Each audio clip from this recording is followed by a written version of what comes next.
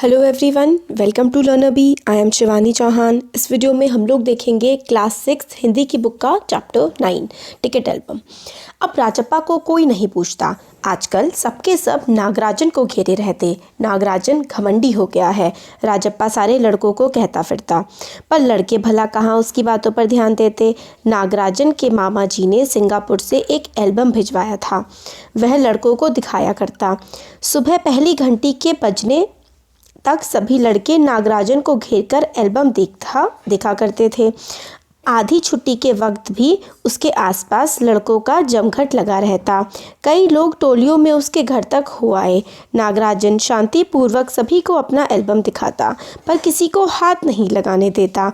Album को गोद में रख लेता और एक एक पन्ना पलटता। लड़के बस देखकर खुश होते। तो मतलब नागराजन के मामा ने एक एल्बम भिजवाई थी सिंगापुर से, और उसकी वजह से वो काफ़ी फेमस हो गया था और फिर सब उस एल्बम को देखना चाहते थे, और इसलिए सब नागराजन के आसपास घूमते रहते थे। और इस बात से राजप्पा को ज़रा थोड़ी सी दिक्कत हो रही थी।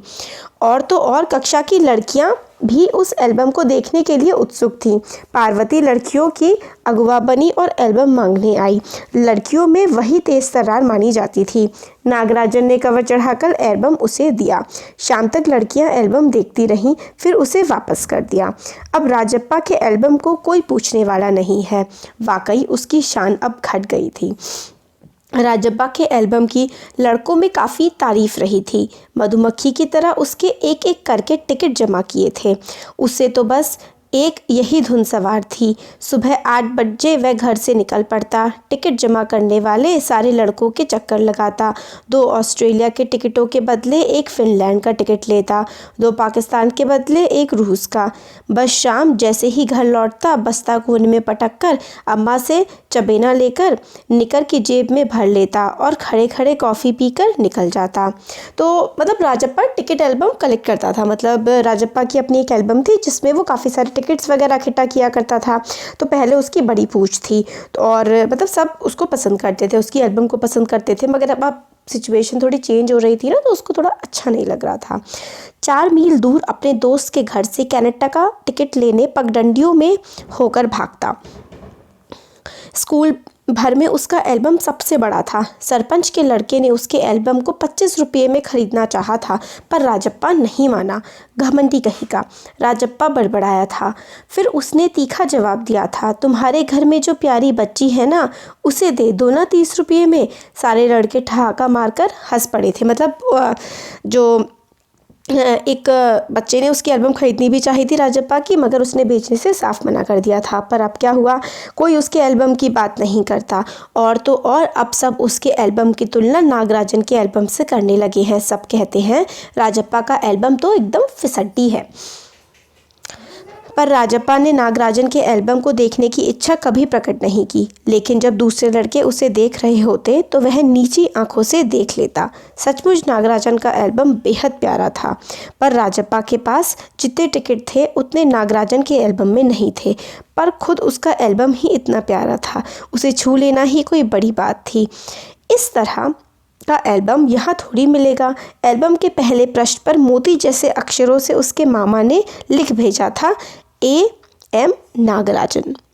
इस एल्बम को चुराने वाला बेशर्म है। उसके ऊपर लिखे नाम को कभी देखा है? यह एल्बम मेरा है। जब तक घास हरी है और कमल लाल, सूरज जब तक पूर्व से उगे और पश्चिम में छुपे, उस अनंत काल तक के लिए यह एल्बम मेरा रहेगा। इस तरीके की बात जो है नागराजन ने अपनी एल्बम पर लिखी थी।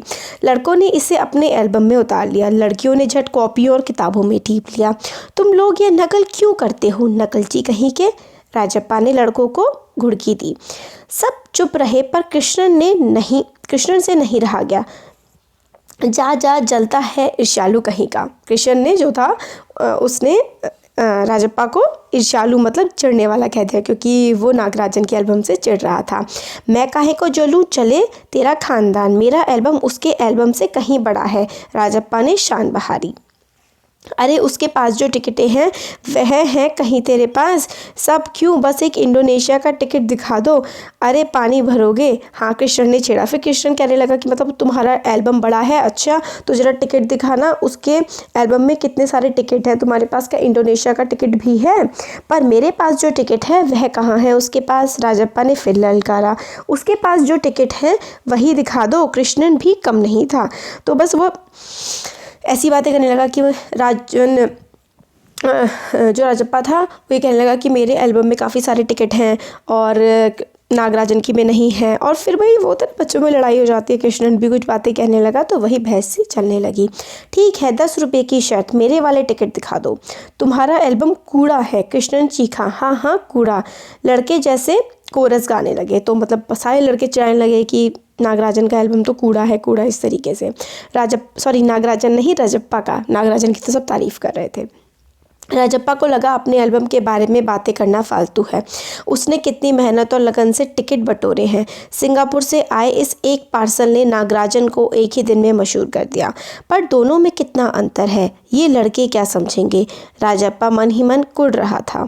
स्कूल जाना अब खलने लगा था और लड़कों के सामने जाने से शर्म आने लगी।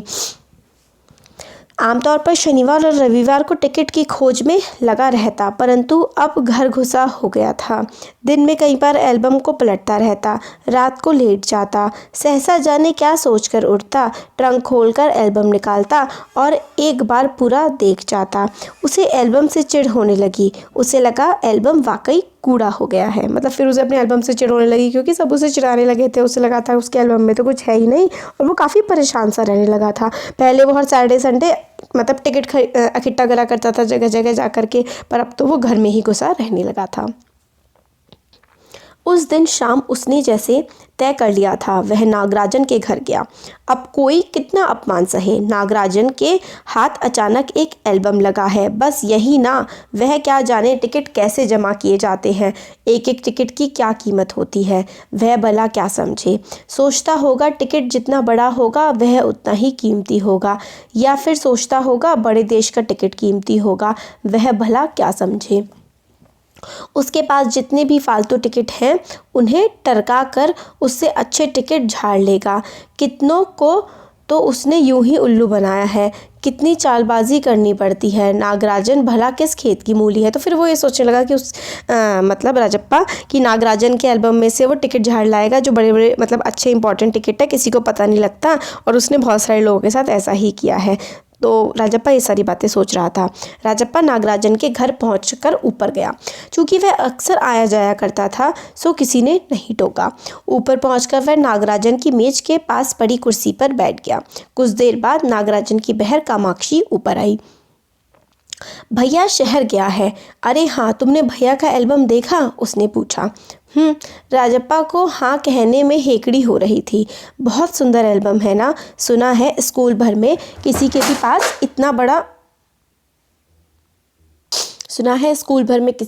इतना बड़ा एल्बम नहीं है। तुमसे किसने कहा? भैया ने। वह कुड़ गया।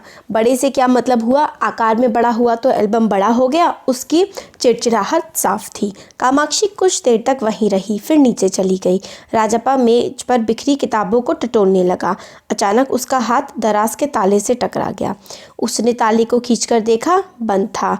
क्यों ना उसे खोलकर देख लिया जाए। मेज पर से उसने चाबी ढूंढ निकाली।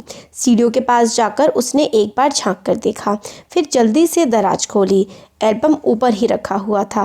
पहला पृष्ठ खोला। उन वाक्यों को उसने दोबारा पढ़ा। उसका दिल तेजी से धड़कने लगा।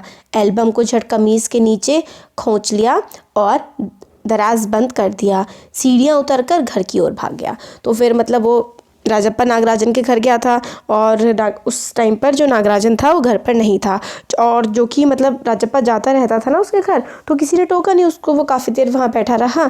फिर उसको एक चाबी मिल गई, और वो चाबी किसकी थी? उस ड्रॉर की थी जिसमें एल्बम रखी हुई थी। तो उसने वो ड्रॉर खोला और एल्बम उठा के अपने कपड़ों में डाली और अपने घर की तरफ वो फटाफट से भाग गया। घर जाकर सीधा पुस्तक की अलमारी के पास गया और पीछे की ओर एल्बम छिपा दिया। उसने बाहर आकर झाँका। पूरा शरीर जैसे जलने लगा था, गला सूख रहा था और चेहरा तमतमाने लगा। रात 8 बजे अपू आया। हाथ पांव हिलाकर उसने पूरी बात कह सुनाई। सुना तुमने, नागराजन का एल्बम खो गया। हम दोनों शहर गए हुए थे, लौटकर देखा तो एल्बम गायब। राजप्पा चुप रहा। उसने अपू को किसी तरह टाला। उसके जाते ही उसने झट कमरे का दरवाज़ा भिड़ा लिया और अलमारी के पीछे से एल्बम निकाल कर देखा। उसे फिर छिपा दिया। डर था कहीं कोई देख ना ले। रात में खाना नहीं खाया, पेट जैसे भरा हुआ था। सारा घर चिंतित हो गया। उसका चेहरा भयानक हो गया था। रात उसने सोने की कोशिश की पर नींद नहीं आई। एल्बम सिरहाने तकिए के नीचे रखकर सो गया। सुबह अपू दोबारा आया। राजप्पा तब भी बिस्तर पर बैठा था। अपू, सुबह नागराजन के घर होकर आया था। कल तुम उसके घर गए थे? अपू ने पूछा। राजप्पा की सांस जैसे ऊपर की ऊपर और नीचे की नीचे रह गई। फिर सर हिला दिया। वह जिस तरह चाहे सोच लो। कामाक्षी ने कहा था कि हमारे जाने के बाद खाली तुम वहाँ आए थे। अपू बोला।